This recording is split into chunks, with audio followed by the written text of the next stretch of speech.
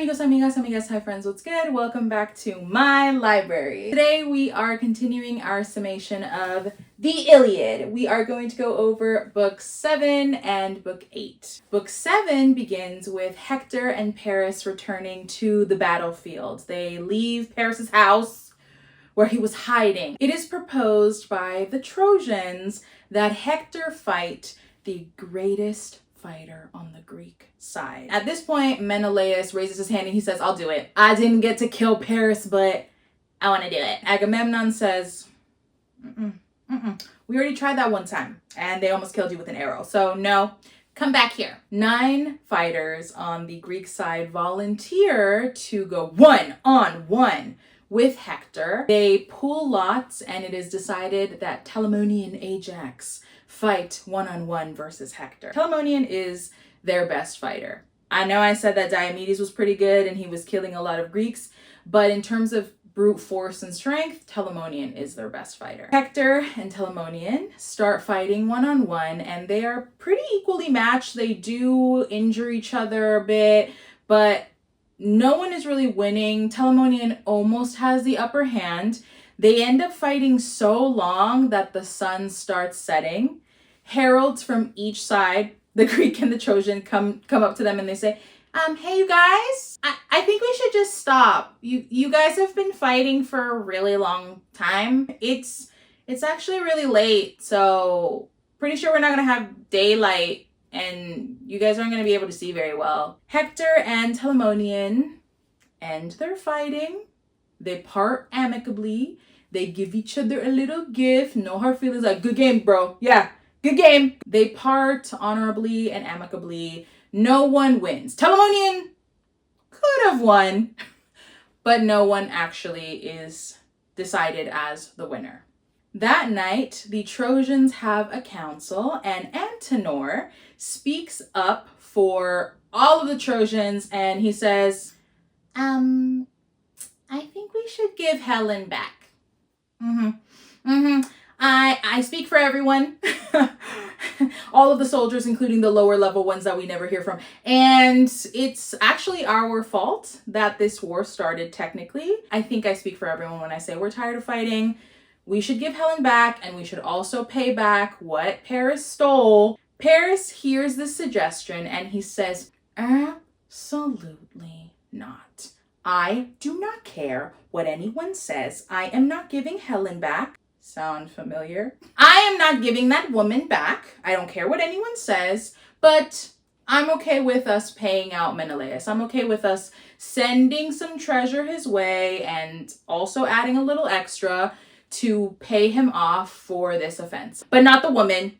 She stays. King Priam sends a messenger to the Greeks. The Greeks all listen to this suggestion and they also suggest not only will Paris pay off Menelaus and pay him back for what he stole, add a little extra on the top to sweeten the deal, but both sides should take some time off to burn the corpses. We have been fighting so long. The bodies are starting to pile up. It's starting to get a little stinky in here. Diomedes is the most vocal at this time and Diomedes says, we are not accepting that deal. We do not like that deal. That's actually really disrespectful that you think you could just buy us off. They reject this deal, but they do accept that they will take time off to be able to burn the corpses of their fallen soldiers.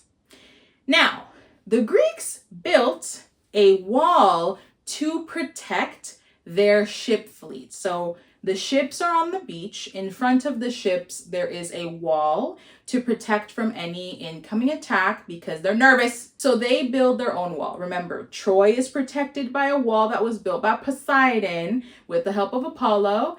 The Greeks built their own wall without any help from the gods. Poseidon does not like this, the fact that they built their own wall, because not only did the Greeks build their own wall without any assistance, but they did not have any sacrifices or pray to the gods for protection. So they essentially did not involve the gods at all. And Poseidon thinks, oh, okay, so you think you could just make your own wall? You think your wall is better than my wall that I built for the Trojans? You think, okay, so just anybody can build a wall now? You think you don't need my help? And he starts to complain to Zeus about this because he wants to get rid of this wall. He is offended by the fact that they built their own wall and it's in competition with the structure that he built specifically for the Trojans. Zeus tells Poseidon, don't even worry about it. The Greeks are not going to be on this beach forever. Once the Greeks leave, in human years, however many human years it's going to take for this war to end, eventually everyone in this war will no longer exist.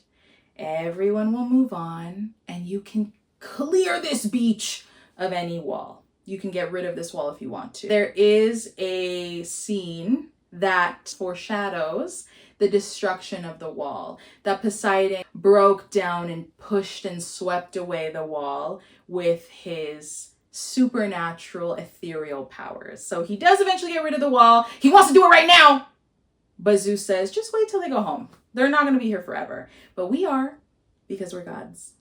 Now we move on to Book 8, the Scales Tip. In Book 8, Zeus is tired of the gods interfering in these conflicts between the Greeks and the Trojans because the gods have been interfering for the past 3 books since Book 5. Remember, gods on the battlefield? So they have been assisting either side. They've been interfering. They've been scheming. He finally puts his foot down. He says, you know what? Enough! Stop interfering with these battles. I forbid all Olympians from helping these mortals. I'm putting my foot down. None of you are allowed to help the mortals. And if you do, I believe in corporal punishment. So I will smack y'all if y'all try to help the Greeks or the Trojans. I don't want anyone interfering with the mortals anymore. He says this while he's on Mount Olympus where everybody else lives. He then gets on his chariot and decides to travel to Mount Ida so that he can have a closer look at the battle and also a closer look at all of the other gods to make sure that no one is interfering with these conflicts. No more. No more interferences. No more scooping up people when they're having one-on-one duels. You need to let these mortals fight it out. When Zeus travels to Mount Ida, he takes a seat and he takes out his golden scales of destiny. Each side of the scale represents the Trojans and the Greeks. And he tips the scales in the favor of the Trojans and curses the Greeks with misfortune in their battles. And things start going horribly for the Greeks. They start losing battles. The Trojans start winning more. It gets so bad, Agamemnon starts to pray to Zeus saying, why have you forsaken me, Zeus? Did I not do enough sacrifices? Have I not been a loyal subject, a loyal devotee? Zeus actually feels really bad about this because Agamemnon has been a loyal worshiper. So Zeus sends him a bird sign. You know how the gods love to communicate with their birds. He sends him a sign of an eagle carrying a baby deer in its talons to the battlefield.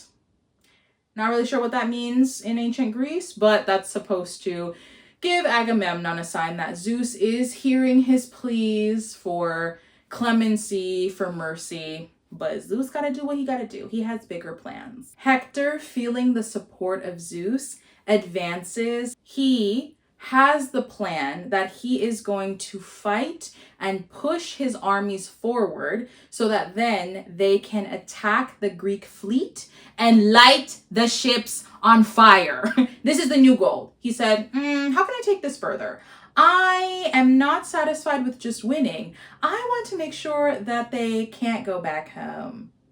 I want to strand them here. He's succeeding. With every battle, he's getting closer and closer, further away from Troy, but closer and closer to the Greek fleet.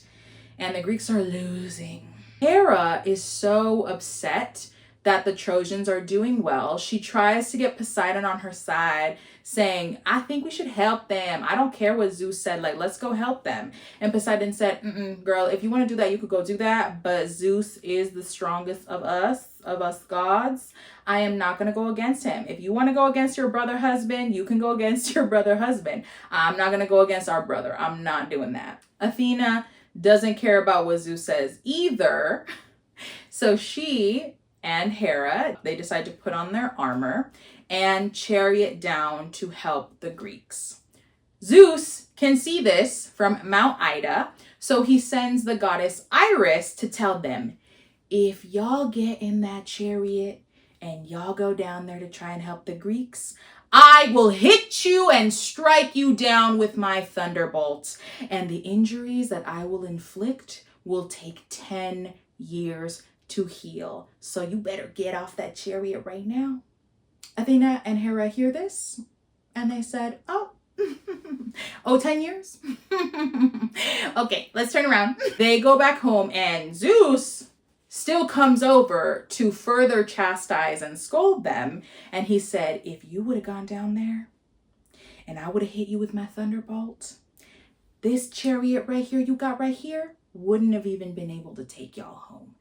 That's how badly I would have kicked your butt. So you better stay up here and listen to what I said, okay?